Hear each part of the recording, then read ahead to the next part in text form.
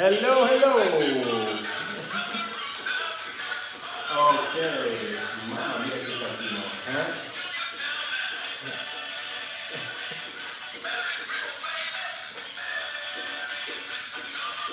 Okay. Hello, hello. Merry Christmas here. I just have to fetch my coffee. Just a moment. Just a moment. Need to fetch my coffee.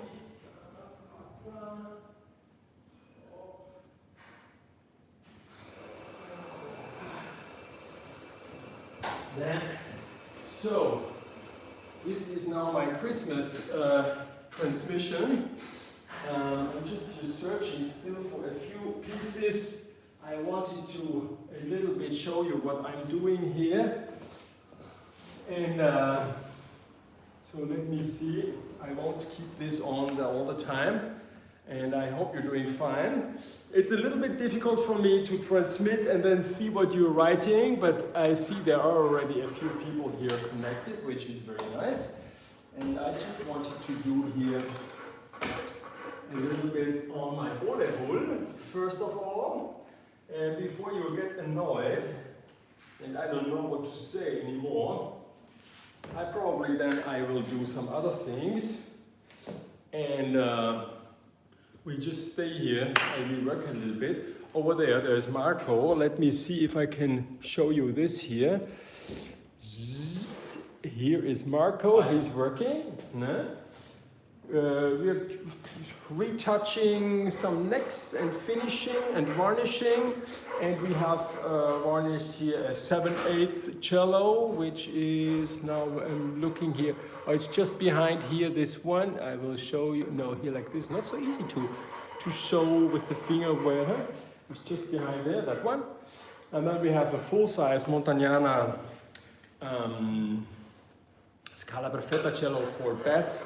She is badly waiting, but she knew already it will be tight for Christmas, and we didn't make it for Christmas, okay?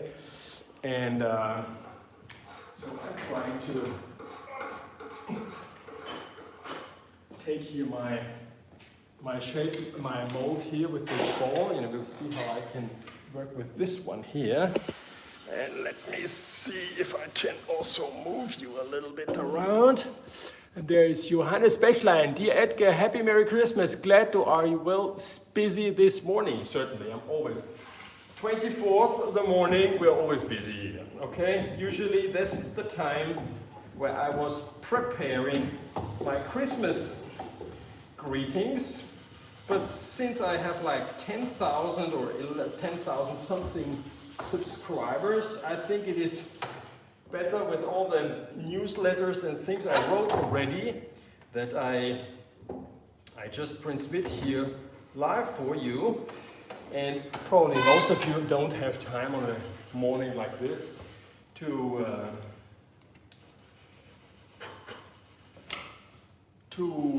follow my transmission, but it's always nice, you know. You can always see something. Now I'm just thinking of how can I do that you can actually see something. This cloth here, latex, isn't that nice for you, right? Even the whole entire lamp isn't that fancy. It's not so easy, huh? But we will make it that you can see something. And let me see. Oh, let me see. Probably with a small cavaletto, you would have more fun. Now, what I'm doing actually here, this is the top of my volleyball, okay, which I was talking already a long time ago. And how you can see, I didn't do anything because so many other things are to do. This here is the book of Peter Biddulph about the Buoniers. Okay, here's some old papers. I collected it always because then I thought maybe one day I will make some labels out of it, but I never made. How you can see, I prefer my labels, but you never know. Yeah, this paper is not from 1700. And then here I have already written what gouaches I'm using for this specific model. And yeah, so now when I'm working here, you want to see something, so we have to move this. Okay, so we put on this one. This morning was pretty quick. I woke up and then I had to prepare some perfumes for the consortium. Yeah. Sounds like Anna. Hello, Anna. How are you doing? Huh? How was your rest? Did you have a nice rest? Everything good. I tried to call Nina and Anna this morning, but they both were still not available on the phone. But now they're awake and ready to follow Crazy Daddy. Now, I just wanted to show you what I'm doing here. So, let's make the top first.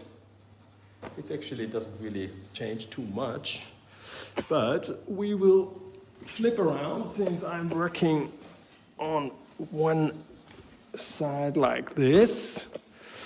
And then let me see if you can see something. Oh, this is actually a nice.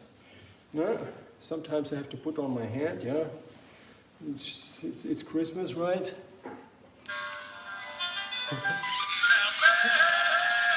Okay, no, this is just. Don't want to annoy you here. We're very serious here in making. And 12. No, this is too big. And I wanted to show you here a few tiny things I'm doing. 8-10 and a smaller one for the 10, 7, 12. And probably I make it all the same, more or less. So, what I wanted to show you here now, let me see if I can show you this. Daniele Donatelli, good morning, Edgar. Ciao, Daniele. I can see you want to see Christmas working, Edgar, right? And so we do here now these gouaches, the channel around, and I just wanted to show you here, by the way, the microphone I borrowed from Daniele, okay? So here, I just look at the pictures exactly what I can see and how he did it, and it very similar seems that the C and the upper are more or less the same chisels. So usually I would have 3 chisels, one for the inside of the C, one for the outside of the C, and then one for the outside of the upper and lower area. Here I only work with 2 gouaches, and so it becomes even more nasty. So now we make it like this here, and then I show you how I can make my gouaches here, my 8-10, this is a little bit too tiny, yeah. Actually, these are the 2 I'm using, a 7-12 for the upper and the lower, and the 8-10 for the C. And before I start with the 8-10 in the C, I just go and I don't sign anything. I just leave it like this, and then I just go and first of all, I don't sharpen anything. I just make it very rough and only by eye, looking like this. And here I can determine how deep I'm going, okay? It really doesn't cut very well, but I think Guarnieri was actually working like this. So we just do it like this, okay? I hope you can see something, you know, it's a good question if this is working, but I don't have a camera man or woman here in this very moment, so I just make it like this. So I just make in the inside of the purfling, from the purfil to the inside I take away the material, so then later on I can focus better on the outside, okay? And this is a very quick, it's just a rough small channel here. And the chisel I'm using is a 8/8, so it's definitely more round than the one I will use for the... I was making already some jokes here with Marco that in order to work here, I need to have a camera in front of me. But this is not completely true. But certainly there are so many aspects. So then I do the same thing also on the back. And we just quick do this. And then I show you a quick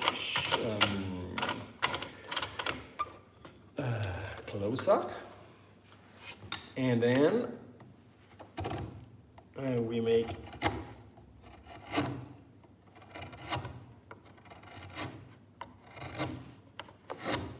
this is definitely harder, this wood, and I think the chisel is definitely cutting too well for a guarnieri. Yeah, a guarnieri probably was a very rough craftsman, and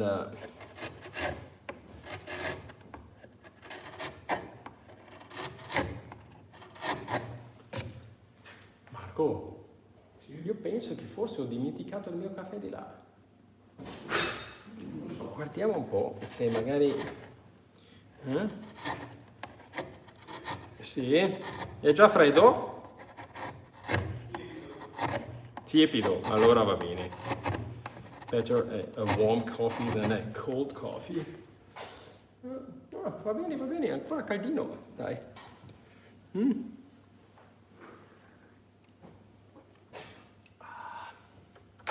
This morning I had to pack some perfumes. You know, Violin, enjoy the secret. Great gift idea for the very last moment, probably. At least we sold a few via the consortium of violin making, so we had to bring them a few of the perfumes. So if you go on my webpage, you will see there's the perfume as well on sale. It's not very economic, but it would cost me so much to make this many years ago. Actually, no, not so many, but you know, 7 years ago, something like this. And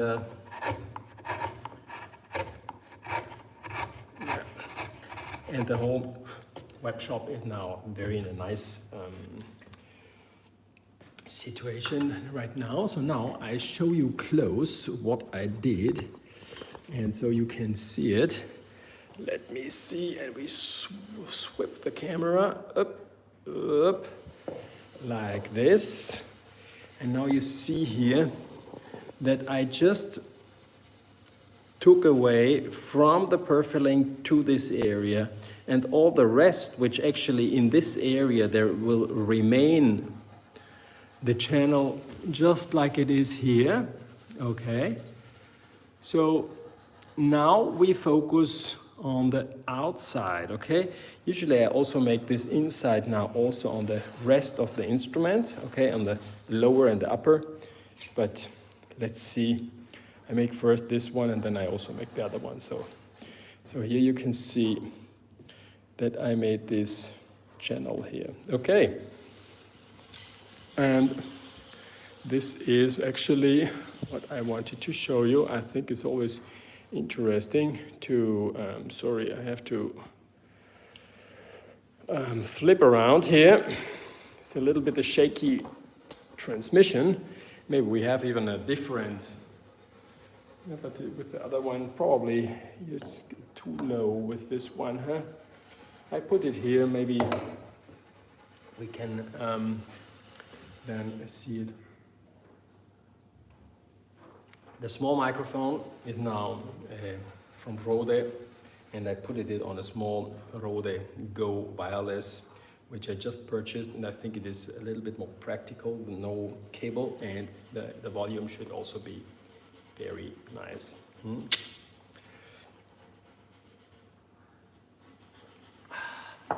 So now we focus on the other side. Let me see how I can swap the camera to the piece I'm working on. It's getting here better and better. And now, first of all, I have to see how Guarnieri did the whole thing. He didn't trace a line, nothing. So we had the two, which will be like this, and the one here I will use now. Even this one is far too sharp for a Guarnieri, but it's okay. So, I don't know if you see that. I need the light, but I hope it's not too much for you. And then, certainly, because of the wood, from here I go like this, and here I go like that, okay? And then I want to see how far I have to go out. Now doing like this, I need the other glasses because I want actually to see what I'm doing, while Guarnieri didn't have that, right? But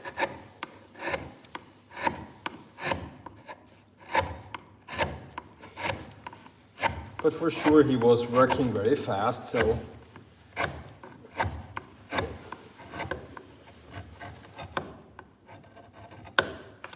And I stop a little bit in front of the corner because I think that the corner has been made definitely in a different way. And that's something I will show you then once I've made the whole thing. You very often see a Guarnieri which has all these line along the purfling, the fluting, made like a Stradivari, while a Guarnieri is not a Stradivari, by the way, as you might know. I'm going to make here the other one.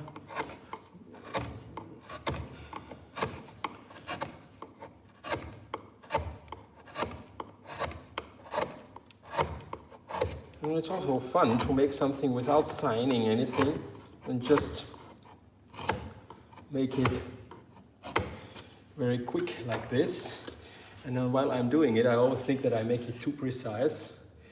But you know, it's difficult to force yourself to make things more nasty, like a real Guarnieri. The olive is really rough, how it is made, so rough that, well, the Cremona is also not bad, but the olive oil, I think, is the roughest. This was now the real Guarnieri move of the gouge of the corner.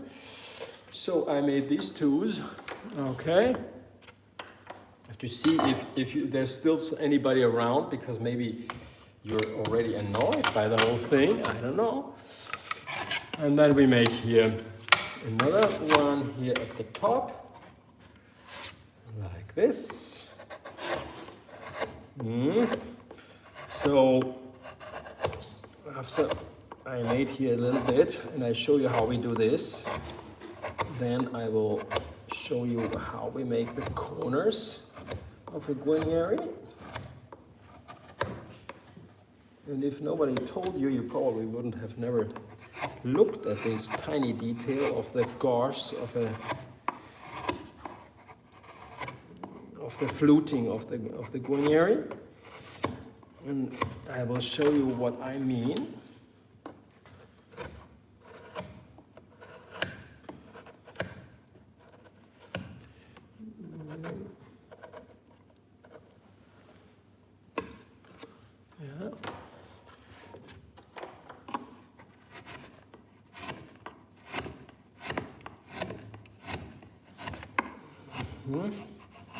There are some very nice holes I made here in the top. We have to see. This time it really turned out nice. I'm always a little bit disappointed when I make the purfling of a Guarnieri, because it always comes becomes too nice.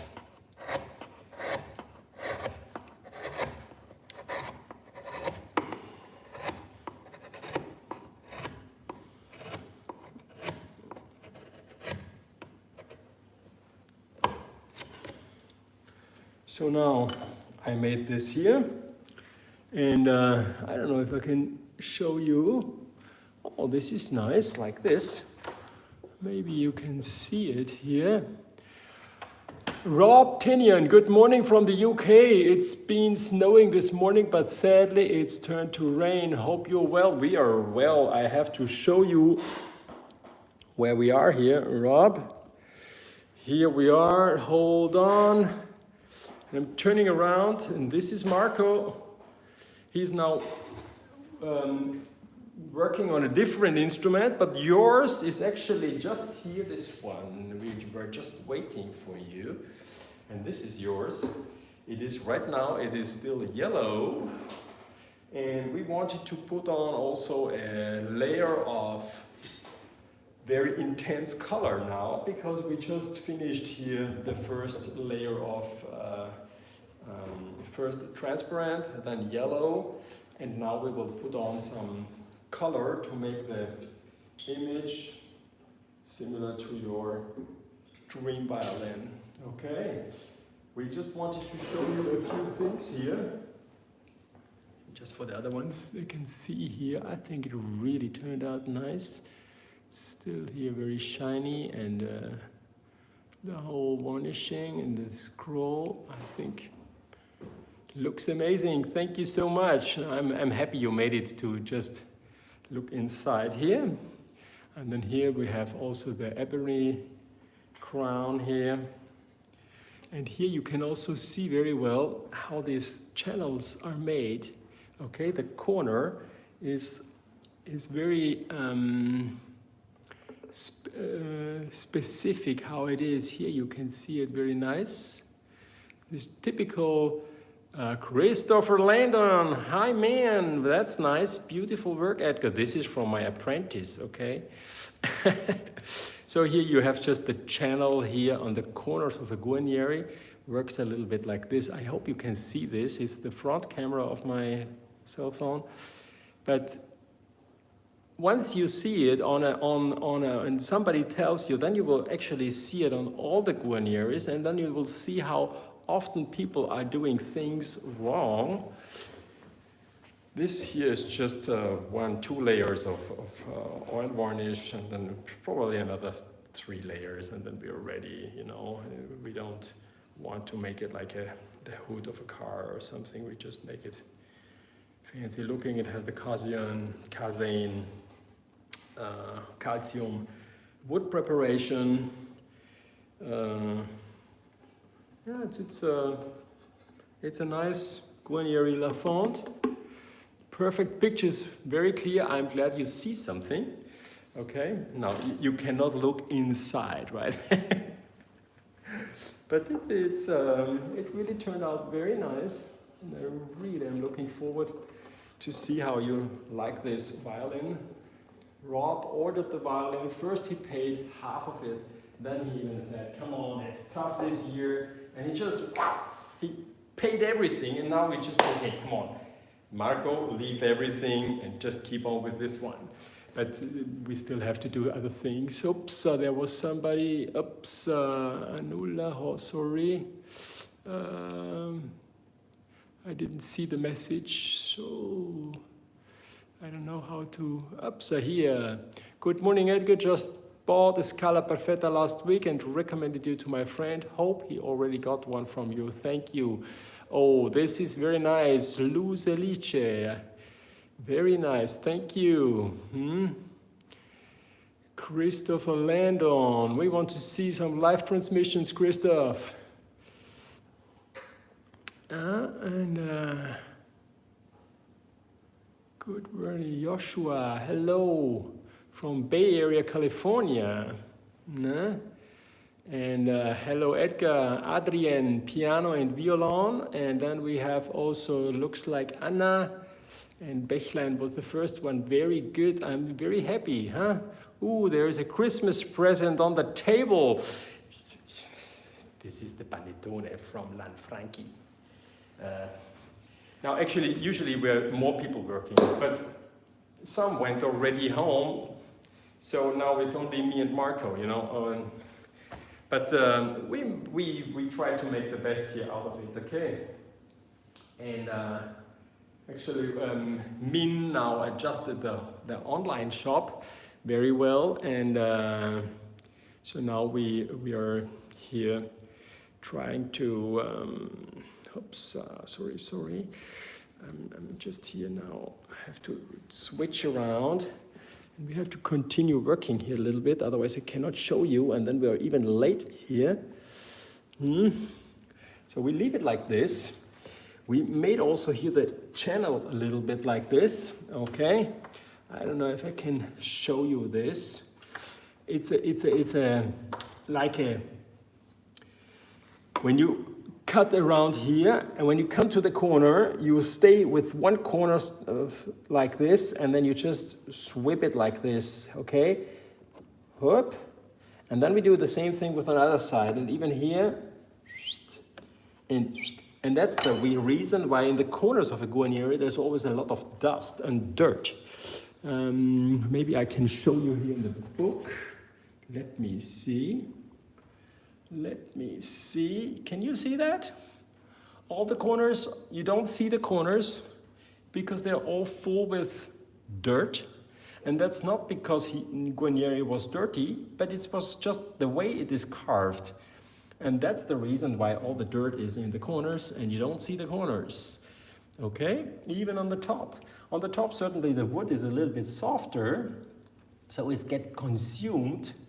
And sometimes you see the corner because the whole edge is worn off. But this is what I wanted to show you, and what I think is interesting. If you, Christian Kunze, Christmas, dear Edgar from Weimar. This is very nice from you, thank you. So now I just make a little bit of channel in the upper and the lower area. And then we can, so now I take the chisel, which I was using, the gouge I was using in the C, on the outer side, okay? I use it on the inside of the upper and the lower area, like this. Actually, what I'm doing is no big secret here, but it's just, you have to realize certain things. And once somebody is telling you, then it's a little bit more obvious, and then you see it. While if you don't know it, you don't see that much. And if everybody who makes a guarniere would make that correct, even for non-professionals, it would be easier to recognize this a guarniere from a different model, right? But this is very typical guarniere style.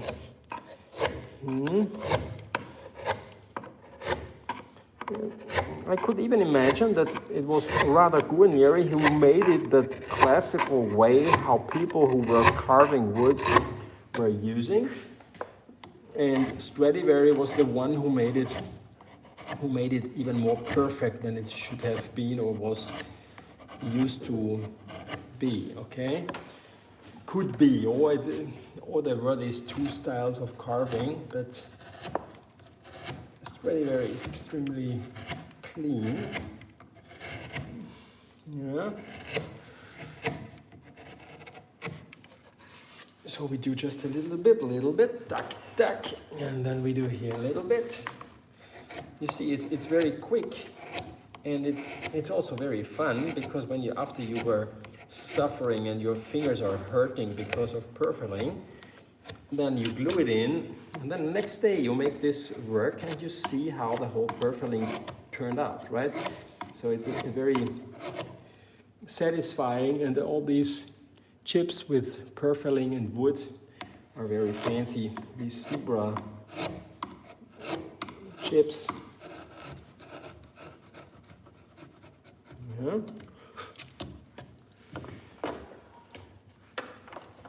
Like this.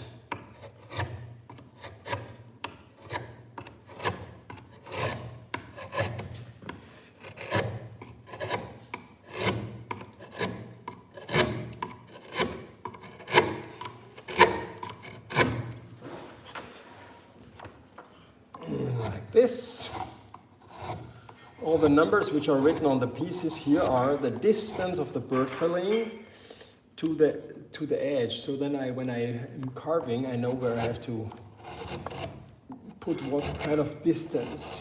Yeah. So now we made the inner carving, right?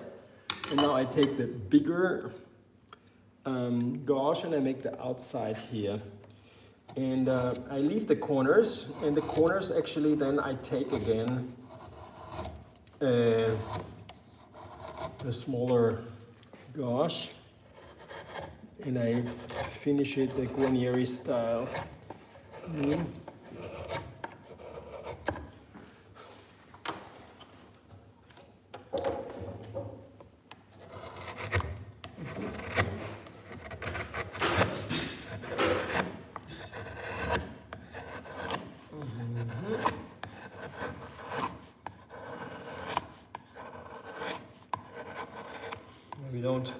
I have to force myself not to make it too clean, because otherwise it's getting a little bit boring.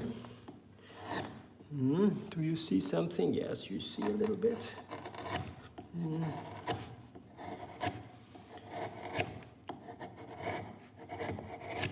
Oops, I was here scratching away a piece, but since it's a Guarnieri, we just make it like this. Up, and then here.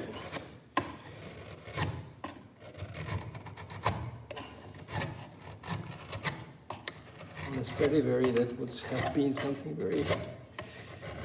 Yeah.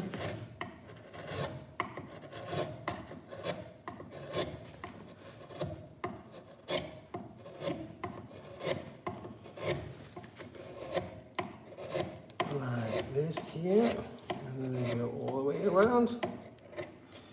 It's easy, right? You can also do it like this.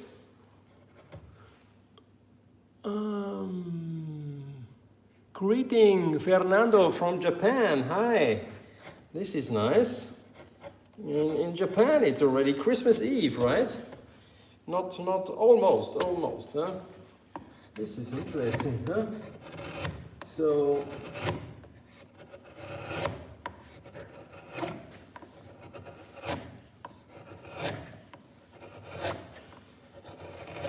Japan is like 8 hours ahead, so it's in the afternoon.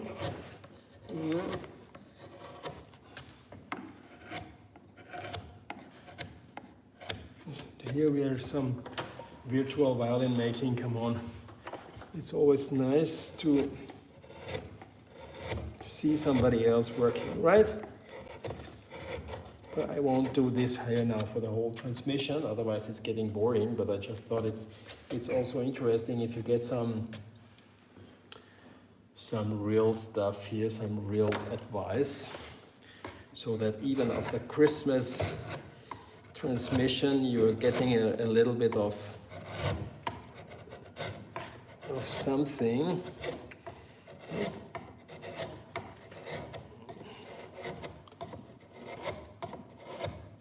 Actually, I wanted to show you also some other things so that you can bring home something.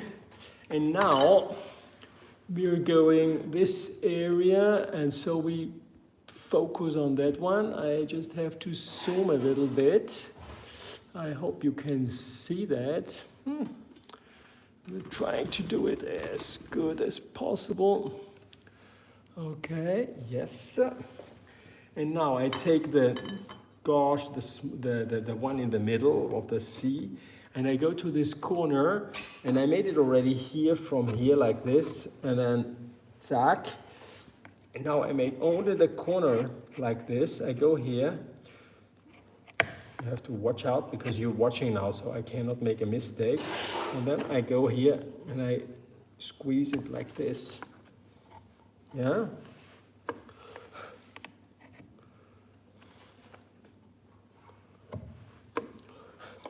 And this is actually very Guarnieri style. Now I make this one. I hope you can see it while I'm making it. Tack, and then tack. Probably my hand is in front of the camera. Can you see that? I don't know. Maybe we do it like this a little bit. Can you see that? I guess so, huh? Now I have to close this one. And so I go here. Dark. A little bit. Don't make it in one cut. Just make it a little bit. And a little bit. And that's it. I hope you can see that. Very nice. Walter Barbiere, grazie, auguri a tutti, buon Natale. Okay, this was on WhatsApp. Walter Barbiere is a bow maker, very nice guy. Area of Treviso, Italy. And got also a nice bow from him. So we make another two. Arian Conan, buon Natale, buone feste. Buone feste, maestro Edgar, che abbia salute e benessere. Grazie, grazie. So I'm going here. Up.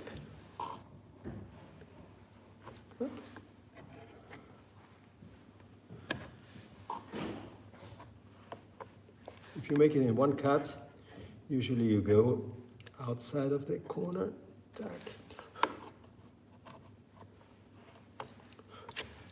And that's good to go. And here one more. I hope you can see that one. Do you see this one? Yes, you see it. You can also a little bit move the chisel like this. Now I work with the left hand here. I don't know if Guarnieri made that also left-handed. Left and right, in order that you can see it, but probably my hand is in front of the camera. But yeah, by doing here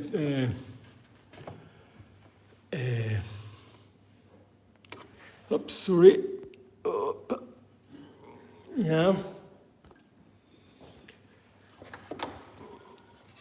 Maybe I show it a little bit like this. The move is easier for you.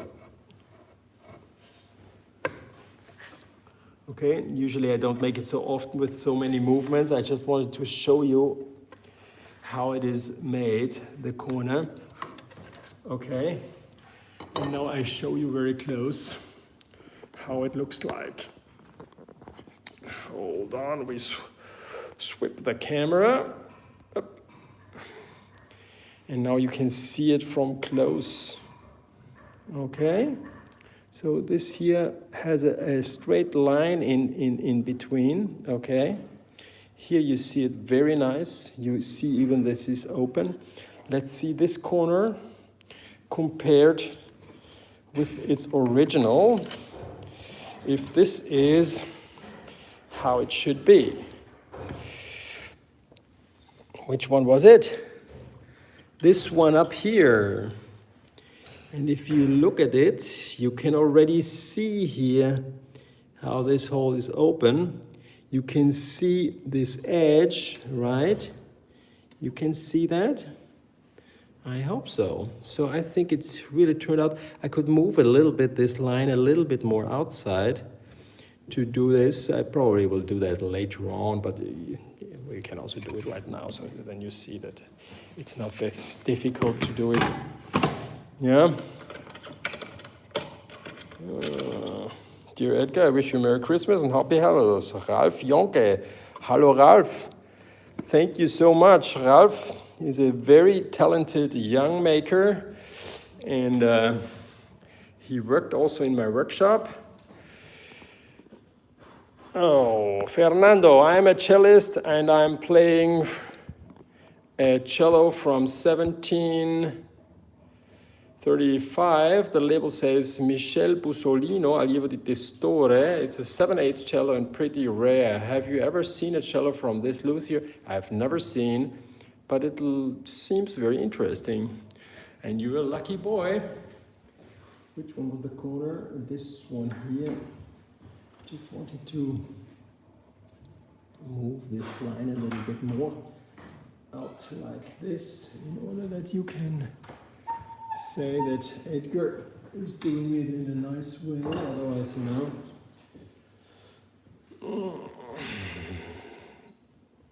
It's not easy to work and to move the camera in the perfect way, but here we said that this one here could be a little bit more like this. Like this. So then it's moving a little bit more outside. Yeah? This is better. I do it also on the other corner here. Slightly moving this line. It's a small difference, but later on when you make it with the dirt, it actually is amplifying the whole line, and then it makes a small difference. Yeah? And this is actually what I wanted to show you. I can also certainly make now the back, but then it's getting boring for you. And I wanted to do some other things as well, right? So I'm asking this because I can't find any other information from this leisure, so I was wondering if this is a real store and someone changed the label. I don't believe Michele Bussolino. Michele Bussolino. I have to search, and then maybe if I find something, I would put the note on it.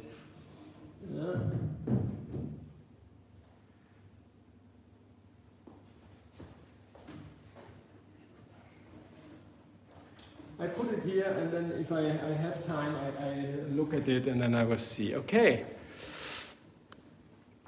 Thank you. You're welcome. This is my pleasure. And now we sweep the whole thing here.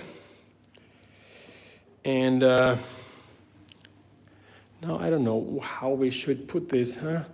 Marco is shaking the cello in order that it's getting happy. Edgar, I noticed that you have more copies of Guarneri violins and Stradivari in your online store, and now you are making Olebul. Do you prefer Guarneri models? That's a good question, actually. To be honest, I'm actually always honest with the stupid words. It's rather that over the years it has changed to be more and more common to have more Guarneris. People asking people for the Guarneri, and I believe that this is because the taste of sound has changed to more to something a little bit more particular. And this is caused because of everybody has computer, cell phone, you can make a selfie and then create yourself on the picture even more beautiful. And that's even with sound. And so probably people prefer having some rougher sound than having something beautiful. And to have a distinctive or rough sound is probably more desired right now than before, but that doesn't mean that now people do not love a Guarneri. There was some Sunday somebody from Lecce searching a Guarneri, and actually then at the very end he liked very much the Stradivari model. So this is really, I don't want to limit myself here, but I love to make stranger models, and I have to admit that I'm more Guarneri, Testore, and things like this. But, you know, it's, how should we say? If I make a decorated instrument, I will make a very nice one, then I make it on a Stradivari model. Yep. Now there were some tiny things which I was thinking to Yeah, well, today is Christmas, right? Luzelic, thank you, Daniele. Oh, it stopped working. Okay. Battery doesn't really work that well. I have two more things here which I wanted to talk with you about. And one thing is that I got a very nice parcel, a package which I want to open. And since you are all curious what is inside, I will show you. Okay. Camera is like this. You can see that? Yeah, you can see this. This is good. Wow, my back. This is the parcel.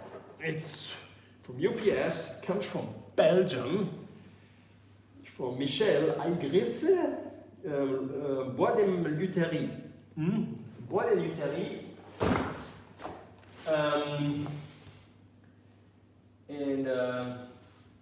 You find him, Bois de Liutherie. Johannes Bechler, another Christmas present, wood. Oh man, you are really very, very intelligent. How do you know? Bois de Liutherie, yes, it's...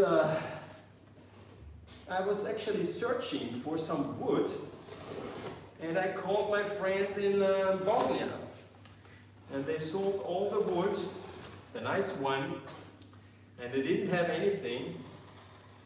And Bois de Liutherie, it was by chance that I actually... Who was writing here something? What? Look later on.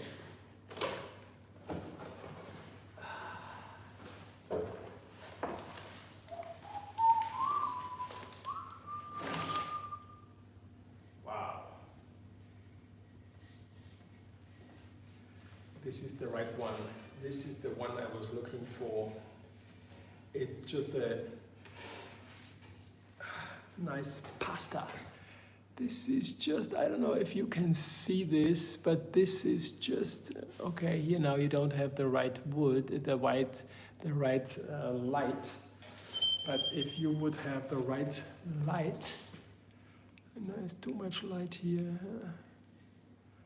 But it's super nice. It is deep flamed, and it is really nice. Wow. Yeah. This is just nice. Let me see here. Facture. Already paid for it. So he gave me the shipping for free, which is always nice, and it was a bigger amount. You could make a big Christmas party with this, but it's specifically the best he had, okay? It made me a good price, I think. And actually I can tell you, I paid 1,500 euro for this here. It's not for free. It's just, it's better, can't be.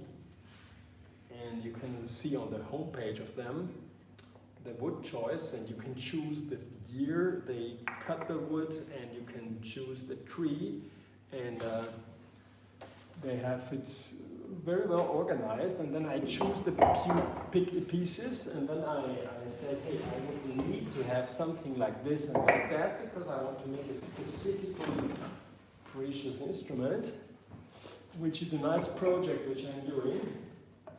And today I don't want to tell you everything about that project. Wow. Is this nice wood? I don't know if you can see it, but this is just deep. And it seems like there's like a grease inside. This is just super nice. Wow. Ooh, this one is even nicer. My God, this is probably what I was looking for.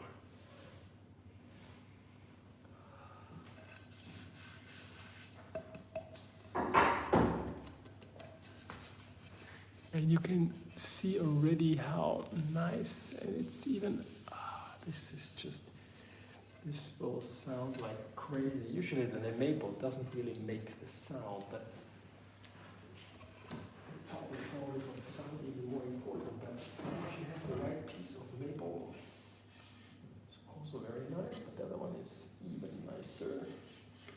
And all the ribs, nicely prepared, everything. There is Terry, who is more fluent in English, and then there is Michel, who is super fluent in French. And I don't know. Wow, this is also something very nice.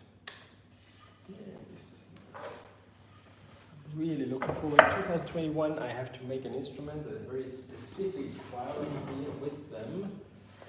And this one is also, wow, it will be really difficult to choose which one is now the one. And then actually I have another customer who is actually waiting for a decorated Stradivari. And I chose already the wood, but now I'm a little bit, still have to see, okay? Because the other one wanted a larger flame, and that was the flames here of this one. This would be the, I don't know if you can see this one. Yeah, this one has larger flames, maybe for the decorated this one is better. And for the super precious one, I will probably use that one. This is just really nice, okay? This was something I wanted to show you. I wanted to join with you. Happy and more good morning, what the web, and then I'm jealous, they're so beautiful. Yeah, I'm also happy that I have them. Remove base rosin from a base top. Is this most boring job a luthier can do? Probably yes, you were right, it's really annoying, and it's the best that the musician immediately after playing is moving it. Once it is on, it's really sticky and it's really a long job. I have to admit, and I have to be clear, that here in Cremona we are actually more on construction, so we don't have this kind of work. Certainly there are musicians coming, we have to do this kind of work, but it's not our daily work, okay? So here, les Bois de Harmonie, les Bois de Liutherie, this is the name, and if you search for it in Belgium, you will immediately find the web page for the wood. And I will put maybe also the homepage in the description below, right? So this was this. Another thing I wanted to show you. Ma tu mi potresti fare no, è meglio no, bevo dopo il caffè. Come va con i manici e questa roba qua? Bene. Sto sui ritocchi. Quello lì che ho fatto ieri, l'hai già navigato tutto? Sì. Ho iniziato a fare i ritocchi. Ok. Però tu metti prima giallo, vero? Sì. Ok. Su questi dici? No, tipo qua. Sì. Prima ho messo giallo. Adesso perché così... Ho sfumato. Ok, metti un po' più giallo prima, perché non troppo colore, metti un po' più giallo, ok? Another thing I wanted to show you, and I'm grateful because I received a nice package from my friend Andreas Dörfler and his father, they're Bowmakers. And they sent me a nice parcel, and I thought this is very nice, and I didn't have time to respond to them yet, but I want to join and to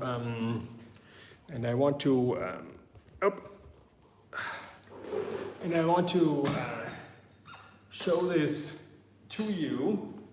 Maybe I have here, I need a nice bag. then I can put this down like this. Oops, it's a little bit not so nice. Hold on. Okay. And so I got a nice box from, was it UPS or DHL, something like this, and I thought, hey, but I didn't order anything. And I opened it up, and they came out. They are bowmakers from Germany. And they gave me a small, tiny, very tiny bow, which they have during the fairs in order to show them certain bows. And this is just Günther Dörfler. Just put it on like this. Maybe you can play a pochette or something, but actually it's not for even for a child. It's too small, but it's more a gadget to, and I think it's just lovely.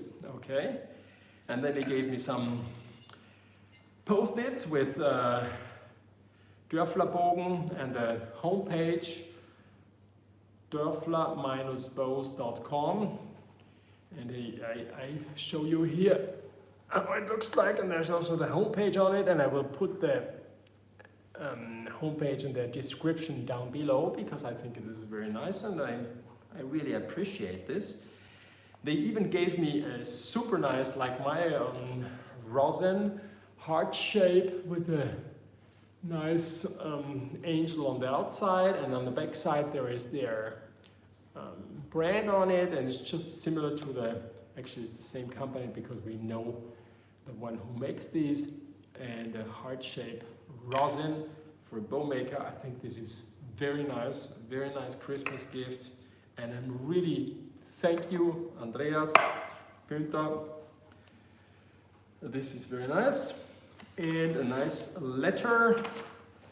We want to use the end of the year to thank you cordially for your confidence in your company and looking forward to good and successful cooperation also in the future. Wishing you and your family a Christmas and a wonderful time as time for resting and relaxing. Stay safe and healthy. Dörfler GmbH and the whole Dörfler family. They're really nice guys and I really want to thank you for them. And if you are watching this one, I think it is a very nice way to say thank you to them, and you should actually check out Dörfler bows. The reason I like these bows is, you might say, I saw a Dörfler bow and I don't like it, but they have so many bows. And once I had to show up at the conservatory in, I think it was Ljubljana at the time, to show with them a few bows. They were very kind to me. They sent me a lot of bows, all the different grades. I had also Arcus bows. I had Bowmaker from Luthier, which I like how they work here in Cremona. I had also, what else did I have? I had another company, another Bowmaker. 4 or 5 Bowmakers already many years ago. At the very end, the people who were searching were all the students from the conservatory choosing and testing, and I was really, oh my god, if it's just one single bow is not anymore there. But everything worked out great, and at the very end, Dörfler was chosen the most. And it's just for the different levels, every level. I have a master bow from Andreas, for instance, a gold bow, super good violin bow. At a level of Walter Barbiero is also a very good bow maker, and I also have 2 bows, 2 bows, and I actually wanted a cello bow from him as well. And Dörfler is really good. From low level to upper level, they have all bows, and it's worth checking it out and worth asking them to have a trial on their bows. Thank you very much for this nice Christmas gift, and I hope I gave you back as well a nice sign from my side to the Dörfler family. They're always nice during the fairs, and I appreciate that. Yeah? How many people are here? 31 people, oh my god. So, actually here I should sing now Christmas songs and things like this, but I'm not really good in singing. So another thing I wanted to show you, which also arrived this week, and I think if you are now a musician or a maker, or you're just interested in the subject and you want to a little bit have something nice, I think it's a very nice idea. It is, I guess it is from somebody from Norway or Sweden, because the let me see where this guy is coming from. UK, okay. There's a homepage, violinbridges.co.uk, and this here is a book which is just collecting a few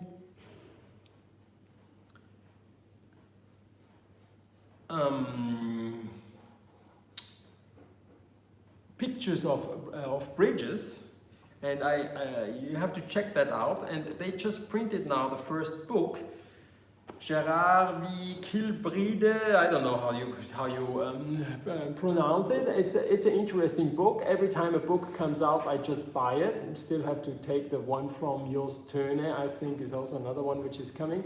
But this one, I just took it, and it's nice because it's something how I had also years ago the idea just to have pictures from bridges, no comment, just pictures of bridges, and it's interesting.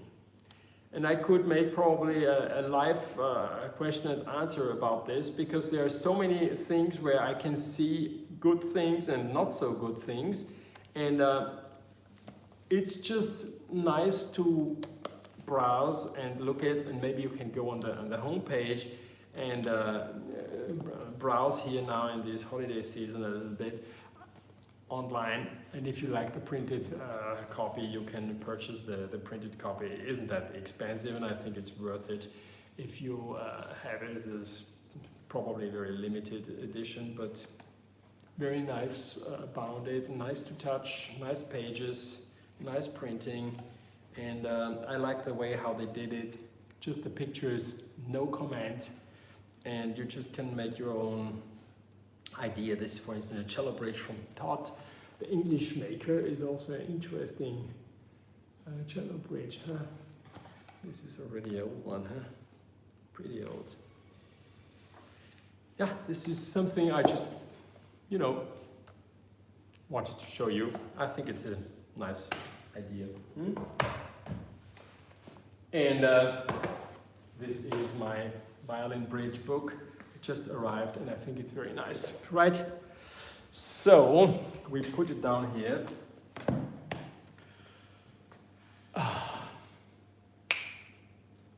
Now we have to work a little bit more, and have to see what Marco made here. Let me see if this here is ready to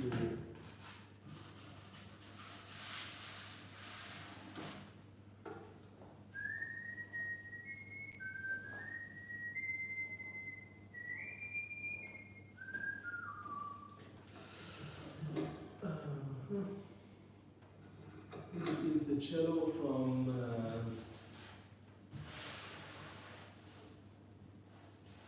Beth. So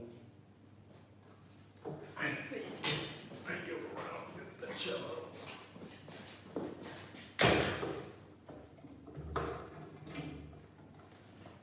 And I have to scrape here a little bit.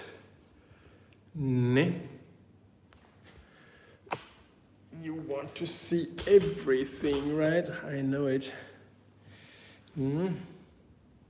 But probably I'm not able to show you everything, because with this camera it's a little bit difficult. And then, now this here is not oil varnish, this is spirit varnish, okay? And with spirit varnish, show you something instead of sandpapering everything, I take a scraper and then I make like this. Now, my colleagues here in town will say, oh Dan, he is such a maniac. It's correct. So instead of sandpapering, I use a scraper. We put the last layers yesterday.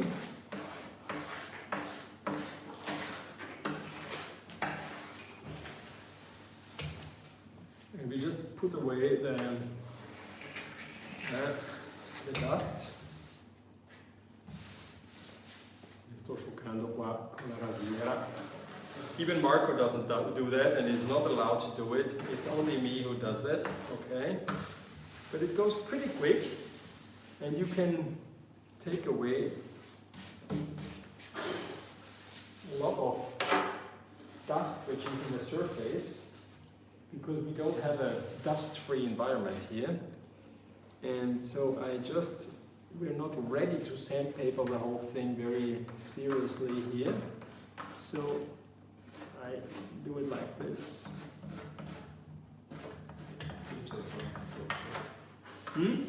Sì, ho visto. Questo è abbastanza giallo? O di più? Sì, no, un pochettino di più. Avrei prima messo più giallo e poi fai i ritocchi. Ok. E quando fai i ritocchi un pennellino piccolino e lo metti veramente solo lì dove vorresti e quando vai giù poi col dito puoi anche veloce sfumare subito. Così dopo è tutto più pronto, quando poi dopo sei pronto alla fine mettiamo trasparente.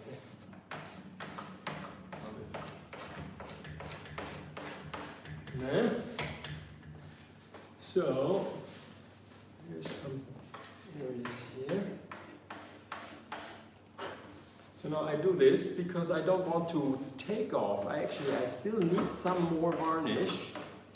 And to do it, I wouldn't really recommend it now, everybody to do so. But even on my master violins, I do this when I'm oil varnishing, okay? So just when you feel a little bit of this dust, and certainly the scraper shouldn't scratch holes, but now it's all, it's a little bit, the top of the mountains you take away, and it is very, very perfect. Here on this you cannot do it, even on the ribs there's only bigger spots of something, but here I think I will sandpaper. I have to double check, I don't want to have like hair and things like this on it. And also on the top it's pretty difficult to do that. There are some areas where I wanted to dry a little bit with the scraper because we had some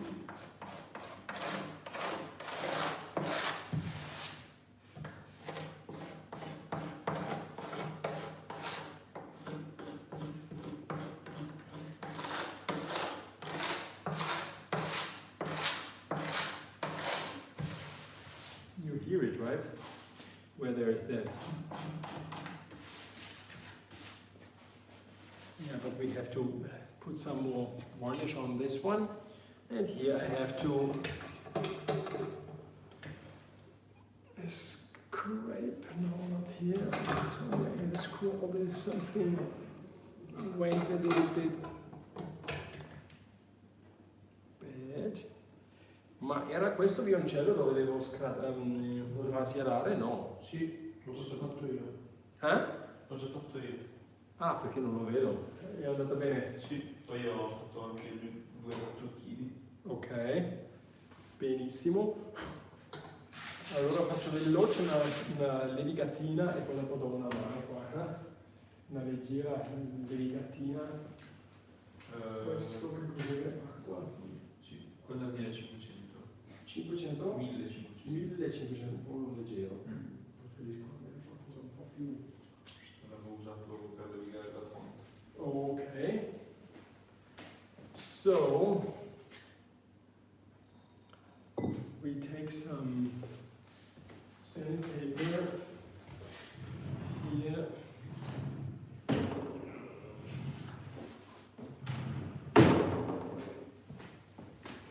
And we sandpaper quick, very quick. I would love to have like 600. This would be what I was looking for. This is 100, 800.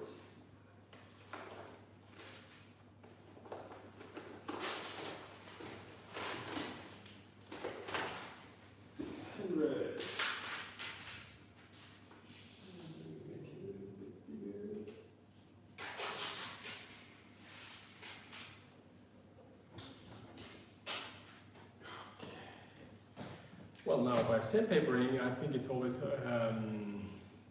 important to bend the sandpaper so you have a very clear shape of sandpaper. And then, now I'm not able to sandpaper it very precise.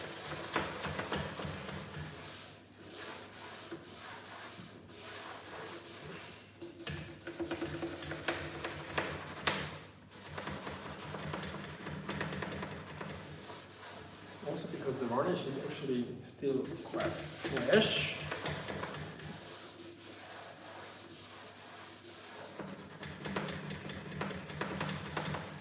But so then we can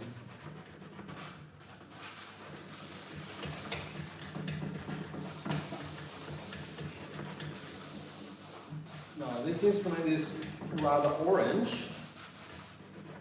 It's a Montagnana, which usually should be a little bit more dark red, but Beth wanted actually a more orange new style varnish.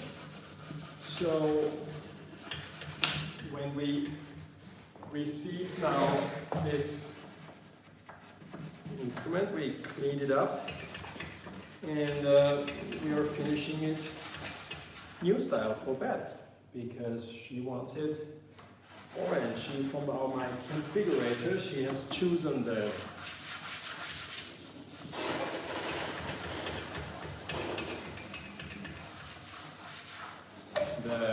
color.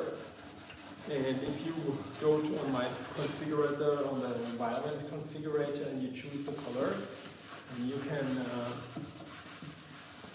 actually choose the color you want your instrument. You can have it antique style or new style.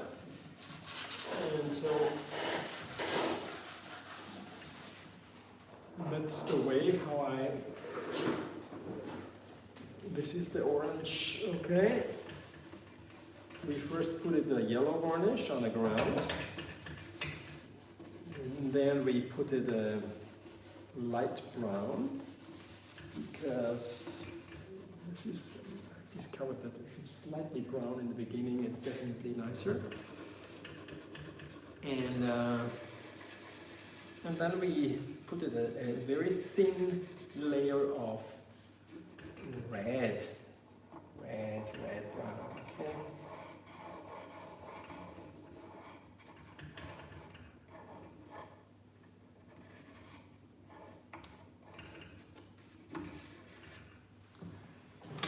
And then I show you how I put on a layer of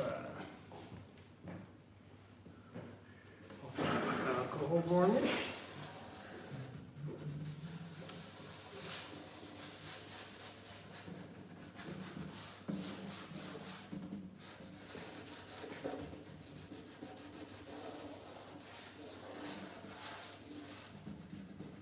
This Montagnana model is very interesting because it is years ago the ones in Germany who made me these instruments in the white.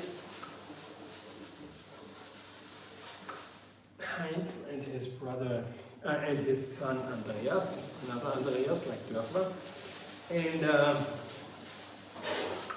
they had a very, very huge, big model, which I actually didn't like that much.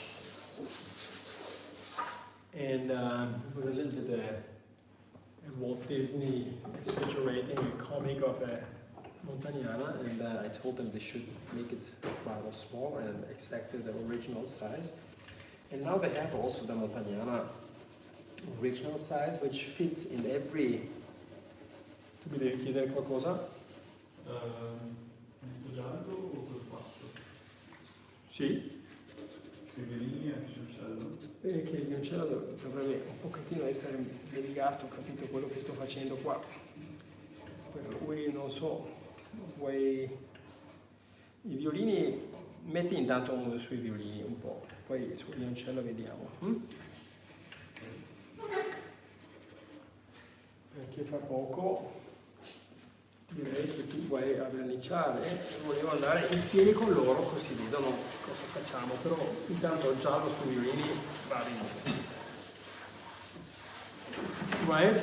So, because I want you to see how we varnish spirit varnish and how we varnish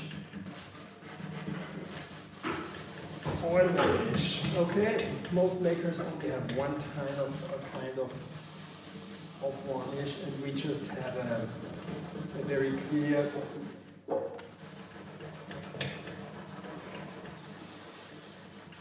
distinction between different level of instruments and what kind of varnish. And I think it's oil varnish is a very personal thing, so I think it's better to make everything. Every master makes his own oil varnish, and on the instruments we make together, like Scala Perfetta and Lignum Maki, we have the spirit varnish. Sound-wise, I don't know if there's such a huge difference. I would now recommend oil varnish, and I believe it is better, but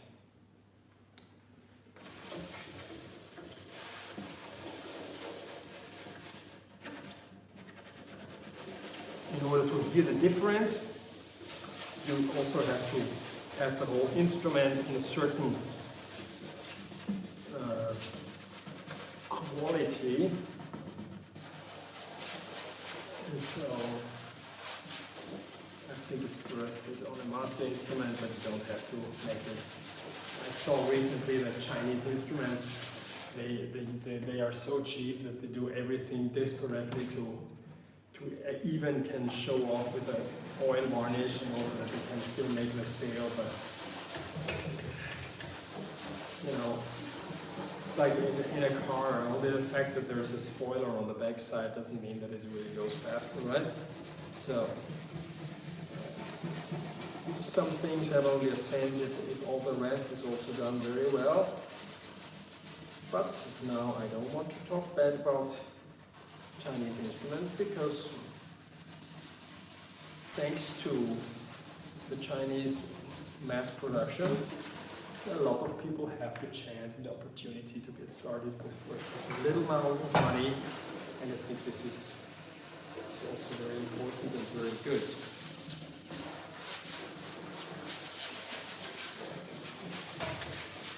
Now this is very quick sanding, and it's not meant to make you now a super perfect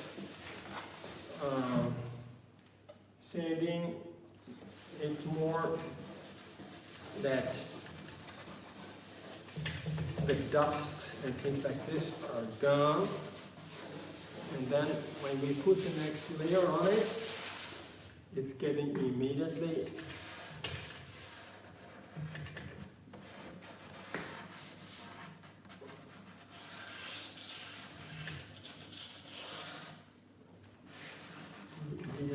better, yeah, nicer.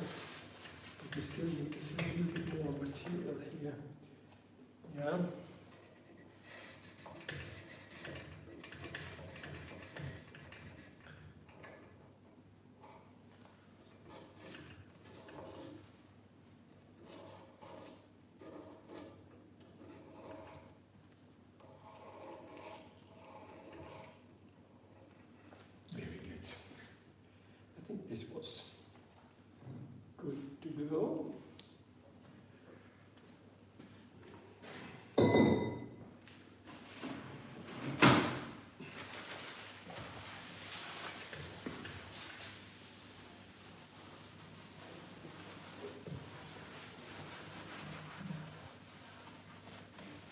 this white, what you can see is actually just the resin of the varnish when it is sanded. On an oil instrument, oil varnished instrument, you could not leave it dry like this.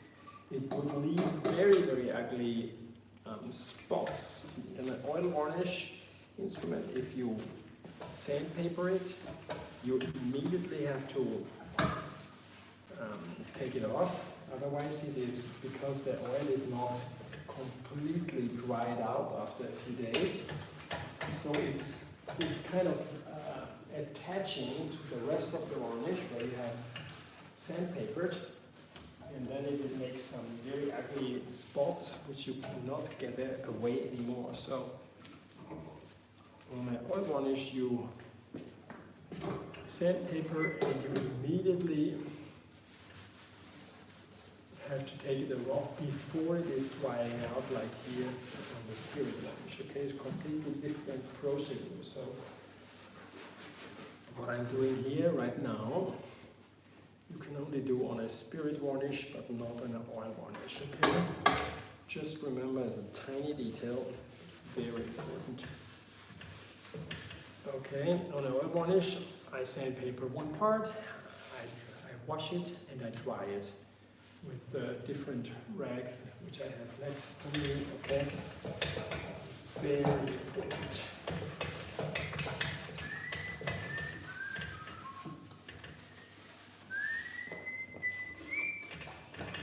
Okay, so now that we did this here, it's a very rough thing here. Then I pass with a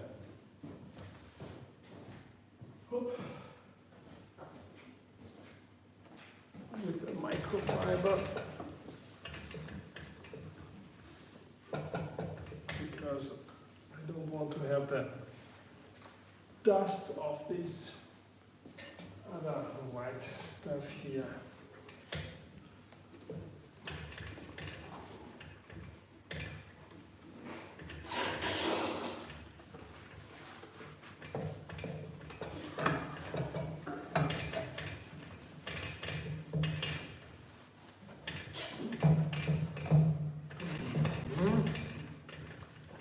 And here microfiber cloth really does a great job. Yeah. Better not. And now I'm going to put on a layer of varnish. And let me see if you can see this nice.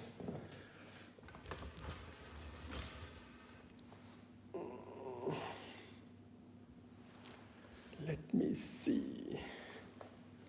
Like this, huh? Maybe a little bit like this. Would be also nice if you can see me, but this is too close, right? So we have to make it a little bit like this and a little bit like that. Okay. Now, che vernice posso prenderne? Questo liquido. Tu metti su dentro, vero? E qua che cosa c'è? Gomma lacca. Gomma lacca.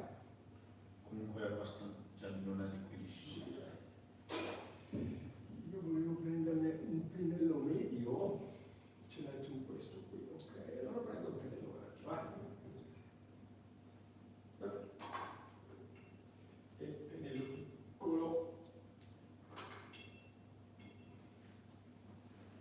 Okay, so here we are. Now, first of all, before I go along, I'm here varnishing and doing nice things, but if you're not here, if I don't look what you're doing here, let me see.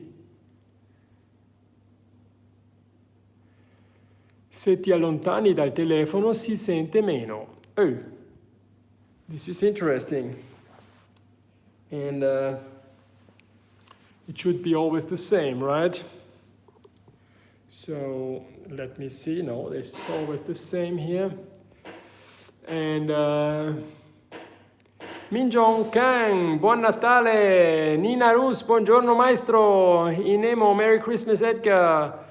Horace Chan, hello Edgar. Can you talk about the Eudoxa cello gut string? Thank you. I don't talk about it because I don't know it. Sorry, but this is not a string we use, and I don't know. I've never seen Eudoxa gut cello string. I'm jealous, they're so beautiful. Good morning, people. Happy. Okay, sorry about that. I don't know about the Eudoxa cello string. I didn't even know that this exists. How was this done before sandpaper has been invented? Or did they simply not have those perfect finishing? I think they didn't have this perfect finishing. This is interesting that if I go away from this phone, it goes away. Edgar, you forget to clean one part with microfiber. Okay, I have to see. Yeah. Tostra, hi Tostra. Hi Edgar, won't have time to stay all the way through the stream, but I wanted to check in and say Merry Christmas at least. Thank you very much. Looks like you already showed a few very interesting things. This is true. No? And where did I didn't pass the microfiber? Oh, maybe on the ribs, on one area. Huh? And here at the neck. Oh. By varnishing then I will discover, probably I'm slightly nervous here because, you know, you never know. Anyhow, now first of all, I have two brushes, a small one, I think it's a 20 millimeter. This one has at least so many years I am here in this workshop, and it's a Martora, I think Martin hair, is it? Right? Could it be? And so I like to varnish also inside the pack box. So I put a little bit in here. And then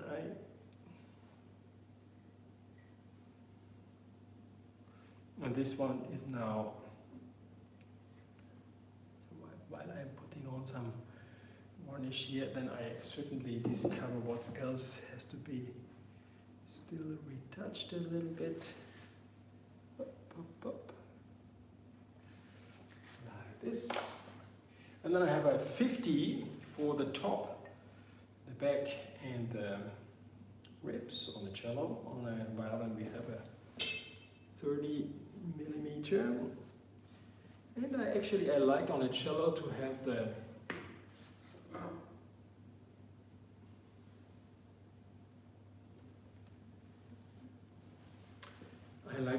the fingerboard already glued on. It makes things definitely a little bit more easy.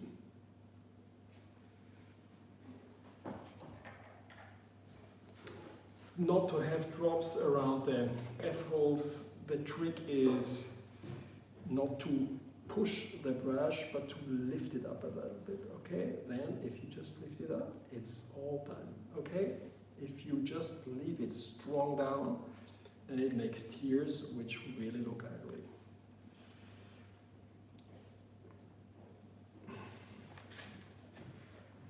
Like this.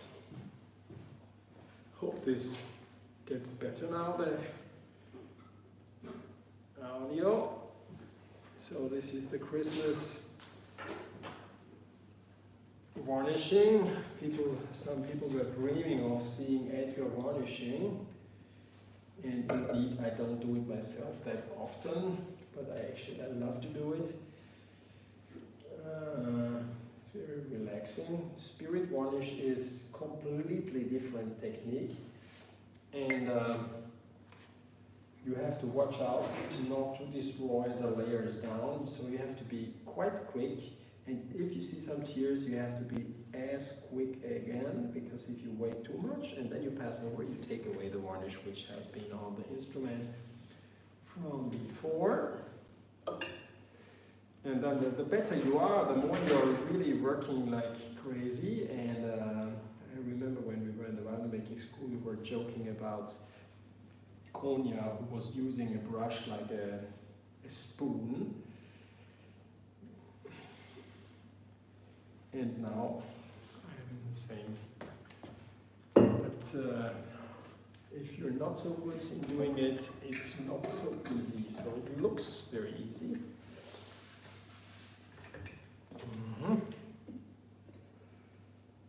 And so we have here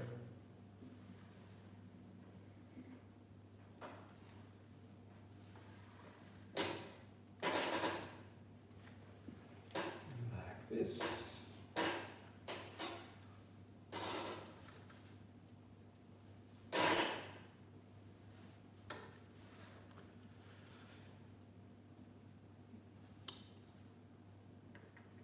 And so how do you celebrate Christmas? Big dinner with fish, like we do.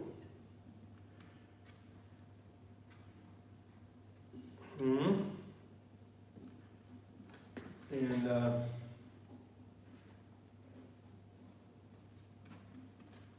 yeah, this is how I'm using to varnish, and I try to be very organized here. Usually I'm a little bit more disaster, but how you can see I put quite a lot of varnish.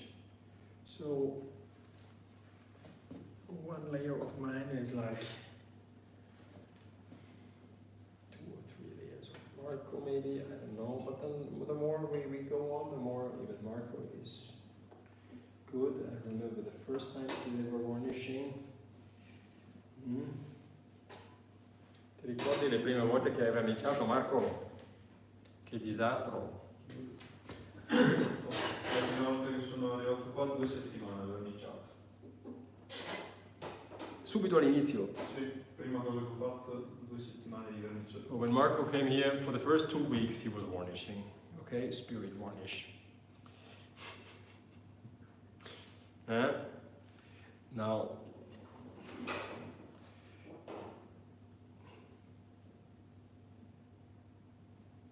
Dopodiché 1 settimana di levigatura. then 1 week just sandpapering, okay? We had a few instruments to varnish probably, but I actually believe that you get really good in doing this kind of work if you permit yourself a kind of a certain routine, right? And the routine makes you become a real master, because if it's just 3 or 4 instruments a year, well, it's certainly, you cannot say now that there's somebody who makes only 3 or 4 instruments is not a good craftsman, but it's a different way of approach. And I somehow believe that the more you have certain movements of your hands even, and you repeat them, this creates a great craftsman. Otherwise it's just I don't know, I have to, but this is my point of view, but I know that it's not now for everybody. And when you look at these instruments made in one way or in another, you also see it, yeah?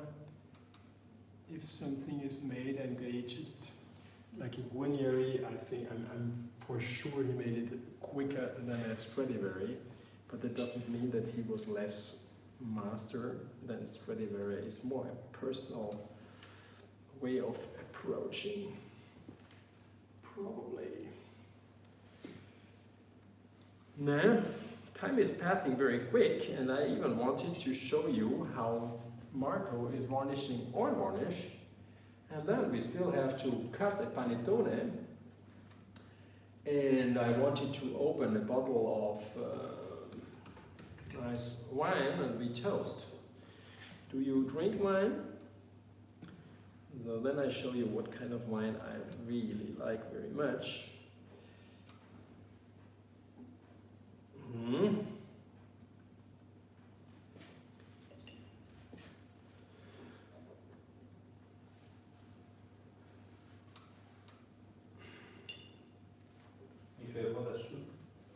Hai fatto tutti i violini? Non ancora uno. Allora fai ancora quel violino, perché io finisco quel violoncello, è perfetto, e poi dopo andiamo a vedere per il colore, perché dobbiamo vedere che colore mettiamo. So right now, Min probably is somewhere in Korea on Jeju Island and is watching us if we're doing a great job and if we were busy while she was on her way, but she just left. So please, Min, have some patience. I need the camera in order that you see me working, you know.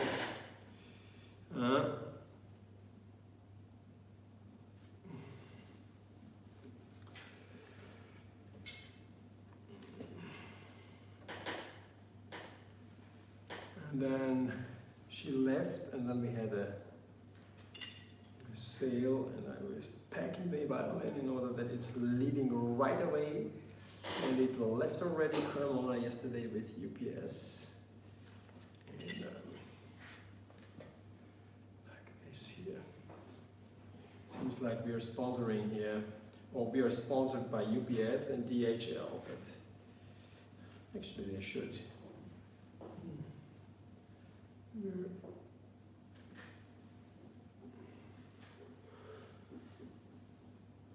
I'm glad you don't see how I varnish.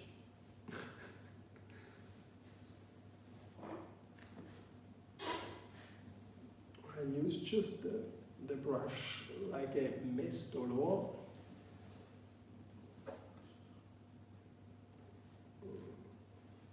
I want to apply a little bit more because we need here some material to finish the instrument nice. This is good to go. And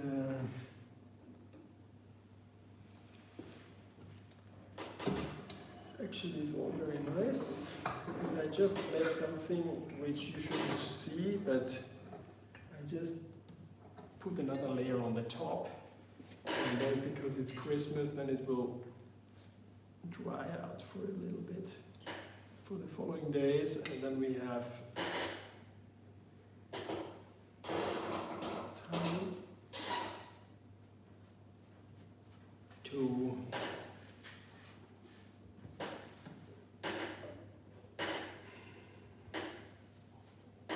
sandpaper.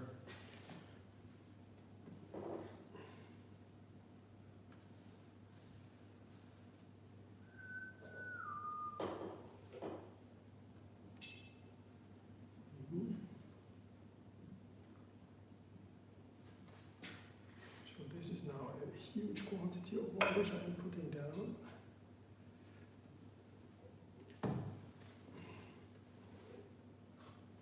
And a good brush is definitely a must. Yeah? A brush like this costs like 300 euro, 250, something like this.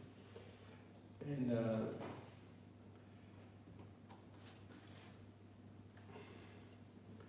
without it, it wouldn't be able to, I wouldn't be able to varnish like this. So there are some cheaper ones, just forget it.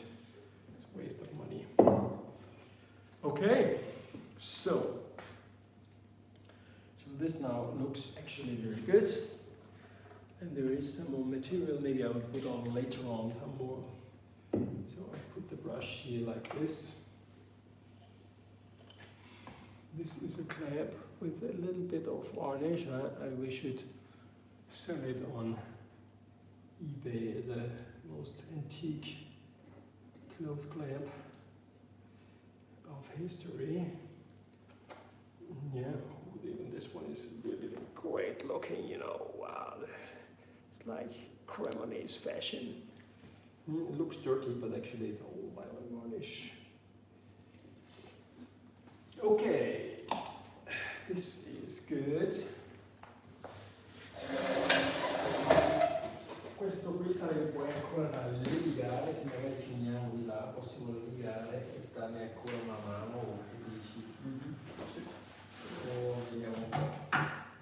It's just a quarter of 12 o'clock and I wanted to show you varnishing, oil varnishing. So, right now, how should I make this? I think I just take the whole thing here like it is right this here, and then we are moving over there. This is probably the best solution. Tu vuoi prendere su il libro di Guarneri? Così ce l'abbiamo sul mio tavolo, esatto. Yeah. Ta-ra-ta-ta-ta. Ho Yu Lee, good morning, Mr. Russ. Hello, hi. Min is laughing here. Lower part, Adele. Ah, she is checking very carefully. Io prendo il tuo violino. So now we go with this beauty here over there. Yeah. Hoppala. This is the coffee machine. Oh my God, I like it that much. Okay. Hop. Here it's really, here are our shipping boxes, and it has been an empty corridor, and now we are actually here like this. It's very greenish here. Questo non si può aprire. Yeah. E la luce da verniciare la possiamo accendere. Let me see.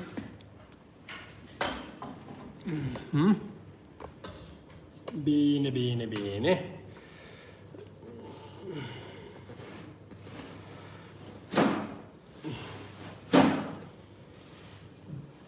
This is actually for